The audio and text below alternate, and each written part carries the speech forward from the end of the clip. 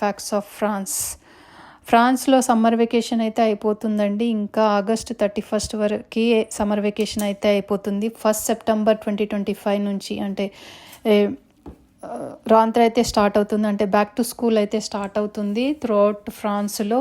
So ఈ రాంత్రేకి list అయితే provide చేస్తారు పిల్లలకి ప్రతి క్లాస్కి, అంటే వాళ్ళు ఏ క్లాస్కి సంబంధించిన స్టేషనరీ ఏదైతే ఉంటుందో నోట్బుక్స్ కానీ పెన్సిల్స్ ఇంకా రిలేటెడ్ స్టేషనరీ ఉంటుంది కదా, అదంతా ప్రొవైడ్ చేస్తారు.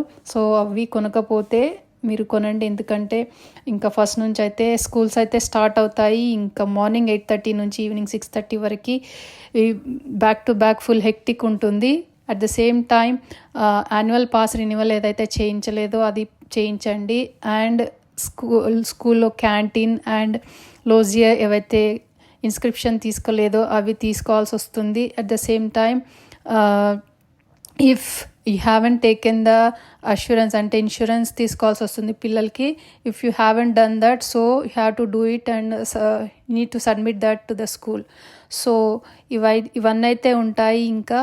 సో అందరికీ good luck, bon courage les enfants, bon courage à tous, so bonne rentrée les enfants.